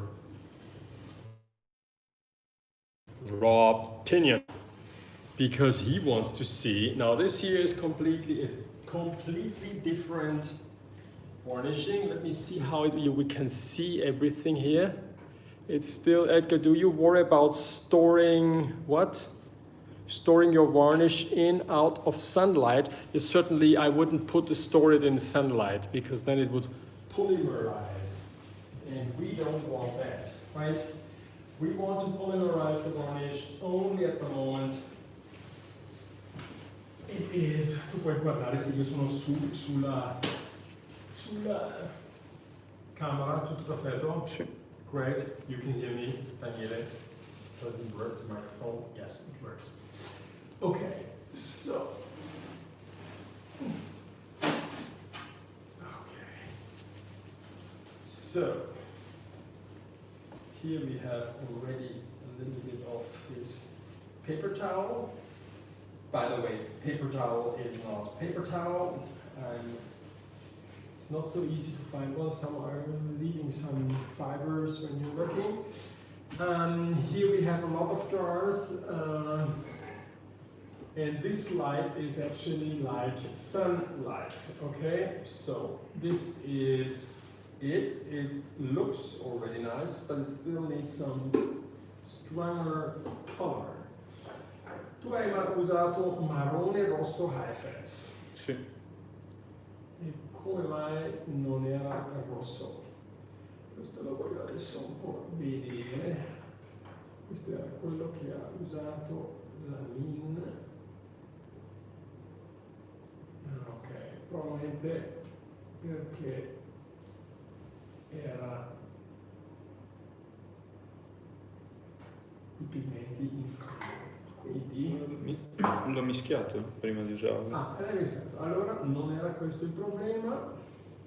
I prepared a few varnishes here already, and now we wanted to have something rosso marrone montagnana. Rosso marrone montagnana non sarebbe anche male. Nina Amba, marrone rosso. Fammi vedere che cos'è questo. Io lo so.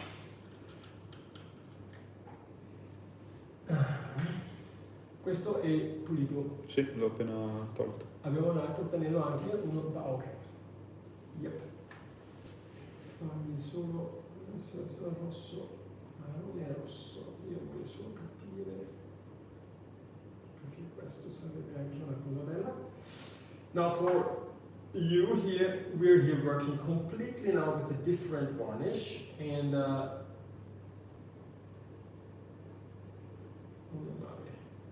però è troppo marrone e noi vogliamo un po' più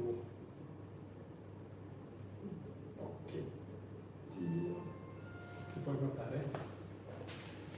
This is too brown, so we don't want that.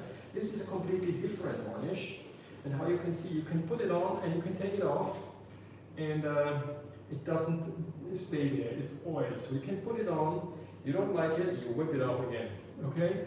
So right now I just want to search for the right color, and usually when I search for the right color I have already some other jars from before, so this one has been mixed in June and it's brown red, but it's a little bit too brown, I think, and we want something a little bit more red brown. C'è un signore che ha chiesto se puoi fare cambio macchina. Oh, ok. Lo puoi fare tu? Sì. Perché io adesso non posso. È lì la chiave? Sì. Changing the parking spot right now is a little bit difficult. And now let me see. If this is now the varnish we want to use, the varnish here, and then actually you have to mix every time you use the jar, because the pigments over the days and months, it is here, there's no sunlight here, so it's not drying out. The pigments go down, so they settle down, and this is why it is so difficult to prepare oil varnish already in a certain amount and then say, hey, oofa, this is just too red, right? So now we have something interesting. This is definitely too red, and the other one is too brown. So what are we going to do? We mix the two together, right? And this is what we're going to do right now. Okay. And Marco will say, hey, how did you prepare this varnish? And then you saw how I did it, right?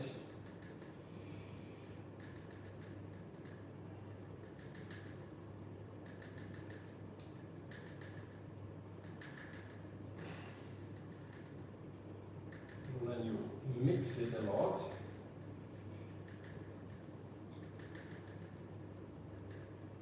And then it is very dense now, this varnish, but this is for purpose. I like to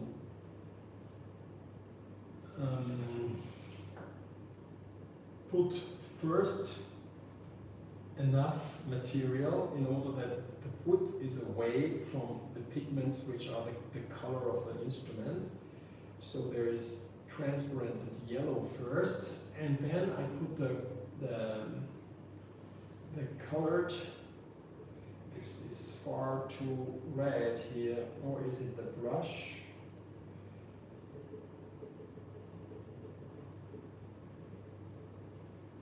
Wow, this is too red. Okay.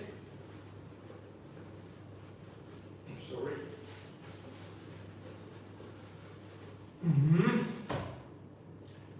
So, in order that it becomes less red, brown intense,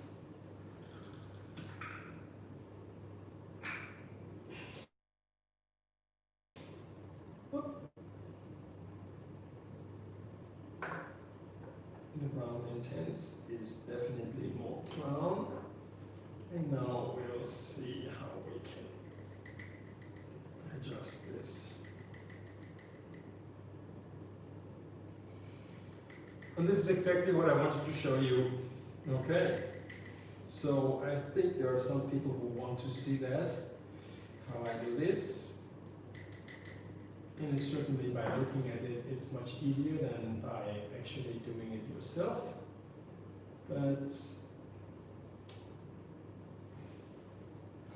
Here these jars are the varnish I made Ambra Anna 2020, so I made varnish with Anna. Okay. And now I have just too much red pigments in the brush. And I want you to clean that. And now let's see if this is better. Oh yeah. And this is now a better varnish. Is there something missing on this varnish?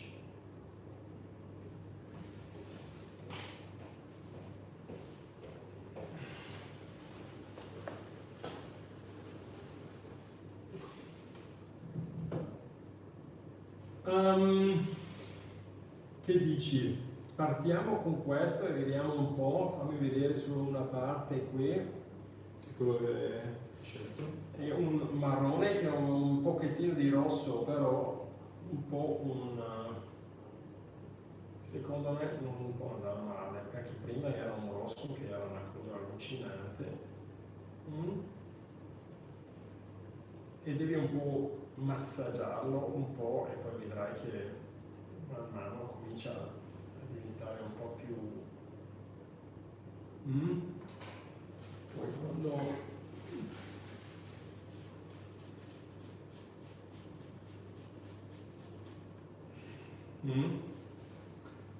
Non sarà l'ultima mano, però già vi dà un po' di idea, ok? E questo è tutto colorato a pigmenti. Dirty. Questo te lo lascio e tu vai un po' avanti e io ti controllo e ti guardo e registro un po' queste cose qui. Ok. Ops, guarda, tiro questo. Yeah? Puoi anche rimettere un po'. Yeah. Questo no. And another trick is always to clean very nicely these jars, the edge before closing, and then it closes better. One more intense. Scusa. Oh. And red.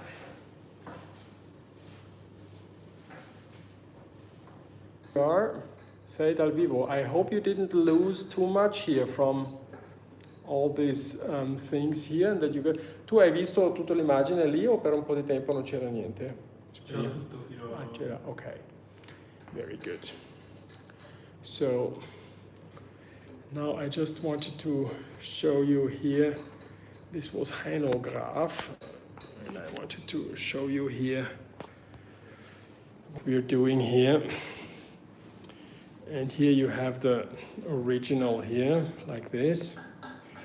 Then you have the jars. And these here, this pile of ones are the ones of my varnish which I cooked, okay? And then in front of it I make smaller jars and I eat this marmalade. Jars, these are all to wash or to throw away. And here I have prepared a few ones with different colors. Now the one which I mixed today out of 3 different ones, I still have to sign it that it is a red-brown. And then Marco is putting it now first in the bag box. I just want to have it varnished inside. Some people don't do that. And then you can see how he's applying it. And like this, because otherwise I'm standing in his light. Right,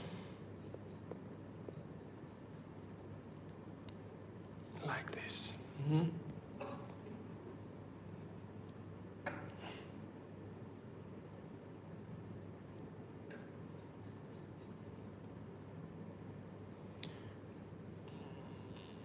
Yeah, what is the price of this violin? This one is like 12,600, and from next year it will be a little bit more expensive, but this is Marco Dotti violin, Guarnieri Lafont.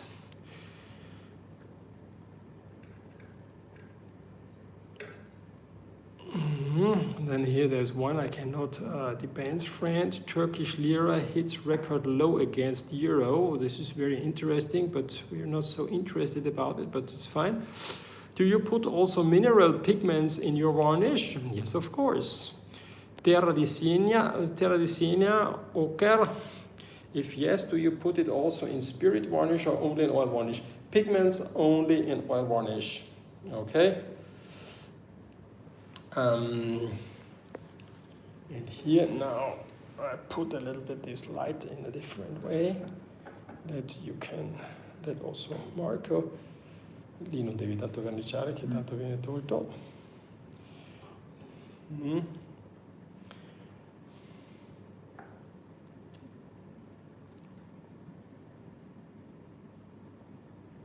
Now it's interesting to see on the screen of the cell phone that here on the cell phone here, I hope even for you on YouTube, it seems very red. It isn't that red. It's a more red brown, but on the screen here, the red becomes really red. As pigments, I use a little bit these tubes sometimes. If I want to be quick, then I have here some mixture of colors. You know, they last for years. How you can see, some I don't use that much, but this one, no, yeah, even this one. But these two are now the last ones which I am using. You want the numbers, so then you can have 324 and 418. One is more red and the other one is more brown. But they're already mixtures. And then I always show these pigments here. Now, I don't prepare my color all myself here with these pigments, but with these three pigments, in theory, you could create everything. It's just quicker if you use something like this. The advantage here, it is quicker, but it's always the same thing. But there is something inside that at the end, if you mixture your jars, it's drying out if you don't use the varnish. So it's not convenient to prepare lots of it. Like this. And here's the Nina varnish 2019. So I have transparent here and transparent here. So it's probably for the next 5 years I have enough varnish, at least, maybe even more. Yeah. And then certainly there are also these artificial colors like this from this now is really old, but this is something we use in the spirit varnish, and maybe the yellow I like pretty much also for the oil varnish. But pigments is definitely, it gives a more precious appearance. So now while Marco is varnishing here, I go over there and I cut the panettone, and we do something like this, okay? And then we come back and see what Marco has done, and I give my final adjusting here on Marco's violin, okay? This is always nice if you work with somebody, and then here certainly then I can also show you the because since you can see outside there is not too much sun, it's even very foggy. Then it's like this. Oh, thanks for showing the different types of varnish. It just brings just brilliant to see the way you adjust the surface, the varnish color. I'm watching this, my son Arthur, who is 7, he says, wow, Merry Christmas to you all. You're welcome, I'm happy you enjoy it. And like this, yeah. Outside there is actually no sun, and now this top secret here is that here you have a UV box like this. It's difficult to show you because it's there is hanging another violin which is going to be made here, and it's got suntanned a little bit. It's now the picture is all very green, but it's actually in reality it's not this green. It's, I don't know why it becomes so green here.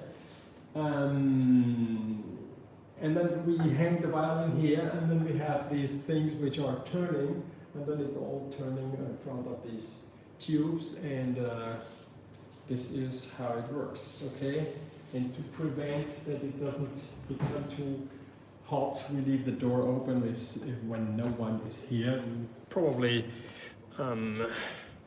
this is more than illegal, but we hope they don't put me in jail here. Okay, so now we go a little bit over there. I wanted to show you, because I didn't think that 2 hours are so tight. Marco, torno dopo quando ho finito, magari le vuoi... Ah no, le devo ancora far vedere, no, devo prima tagliare il panettone. Okay, a dopo.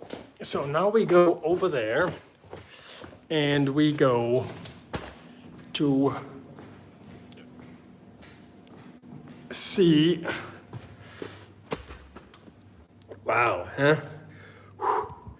Here, this is the working bench of Marco. It's completely different appearance here. These jars with all the brushes in the spirit, and well, it's all Nescafe. Huh? We're not sponsored by Nescafe, but by Nestle. But anyhow. And then this is a completely different varnish, okay? So this is Scala Perfetta violins, which we are making because we sold a few and we need some more for the online shop. And so here, this now is where we are going to transmit. And now we switch the camera to the other side around, like this. Very good. And now I want you to cut panettone, right? And then we bring also one slice to Marco. I'm not sure if he will eat it, but you never know, you know? So right now I have to go over there. It's a little bit messy like this, but I'm doing my best. Should have been prepared.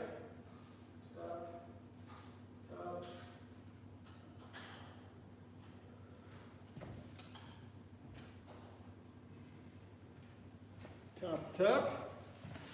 And if you're in Cremona, you stop by, have a slice of panettone, and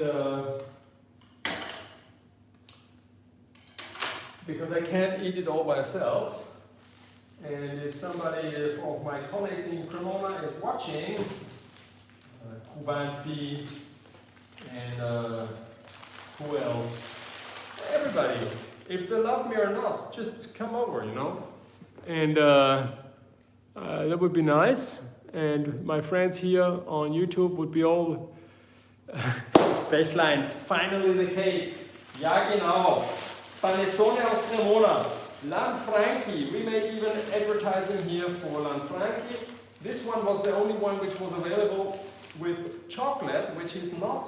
with chocolate chips. It's completely new, I didn't know, and I wanted actually the other one, but they told me no panettone as traditional, and this is here now the paper, and it is Lanfranchi Via Solferino 30 Cremona, and it is very typical when you go from here to the main square. There's Lanfranchi, and all these pasticcerie, Italian bakeries which make only sweet things, or mostly sweet. They also make some things for the aperitivo, small pizza and things like this. And they compete next to each other. And here in Cremona, I think this one is a very typical panettone. Wow, this noise. You will hear it like crazy, right? This is okay.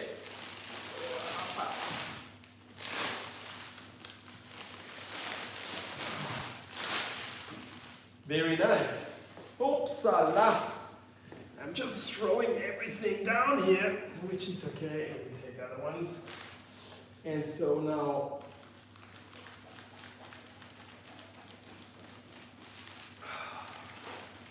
yeah, I think this is my lunch today.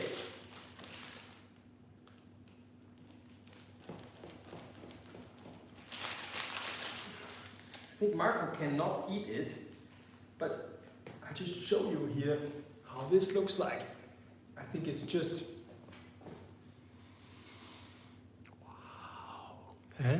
And no, it has even fruit inside, probably pear or something. I don't know. Let me see. And in Italy, you first have the Christmas dinner without meat, only magro, it means with fish. And you shouldn't eat actually that much, but people eat a lot. Me, I'm the first one, I'm the most eater and biggest eater. And then at the end, you have a slice of panettone, okay? And this is something we are certainly looking forward. And a cup of coffee would be first to check if it's good.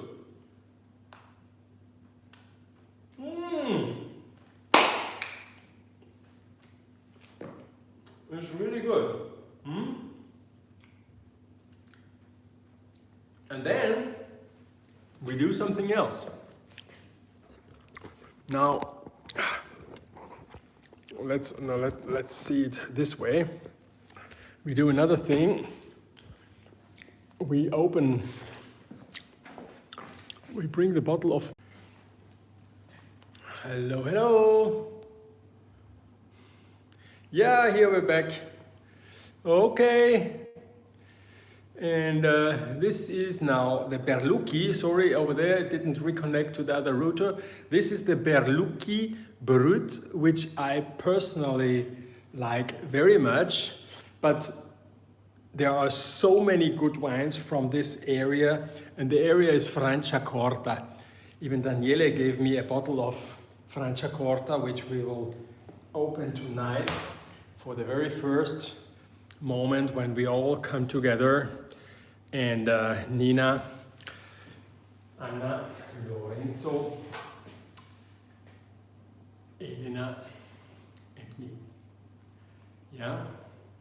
And we will open the bottle, and the one which Daniele gave us, and this is very nice. Okay.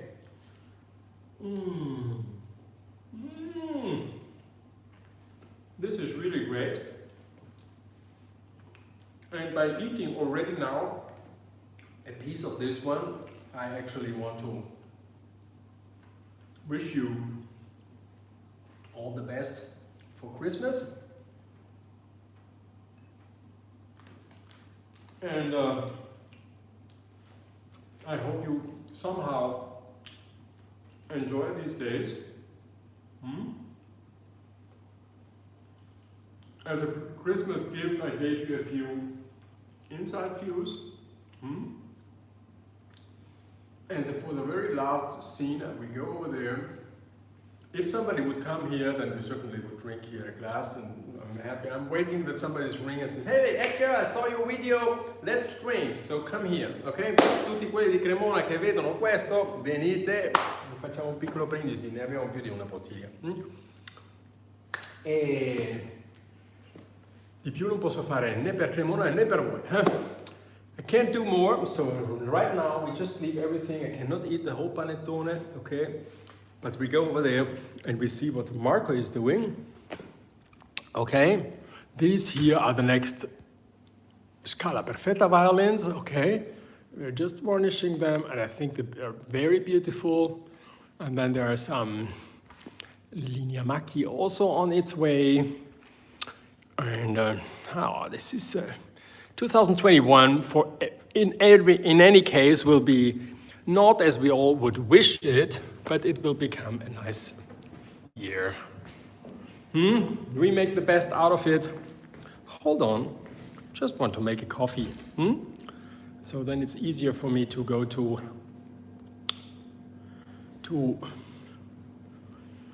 Marco.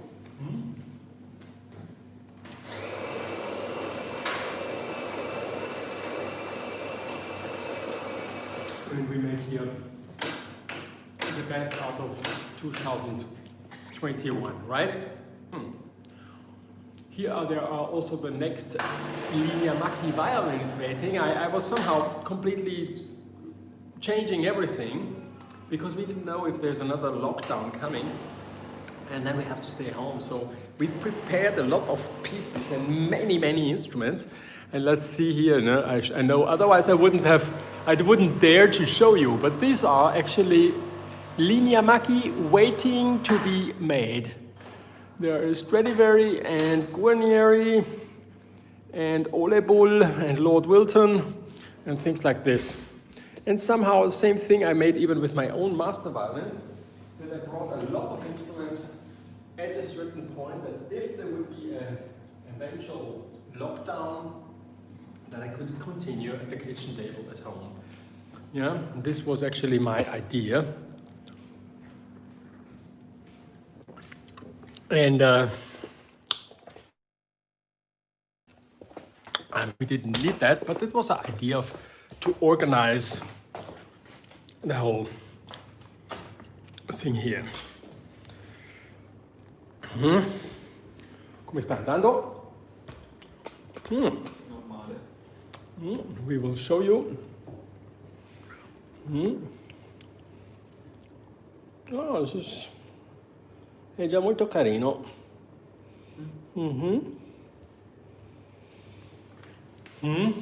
This is nice. It's a nice red brown.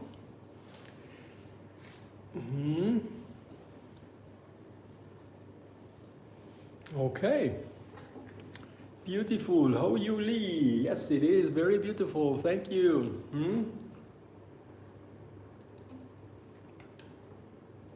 So I think this was a very good Christmas transmission. I didn't think the time is passing so fast. Over 2 hours, 2 hours and a quarter. And I really hope you enjoyed it. And Merry Christmas, Happy Christmas, enjoy, stay safe and healthy. Bye bye, ciao a tutti, ciao ciao, ciao ciao.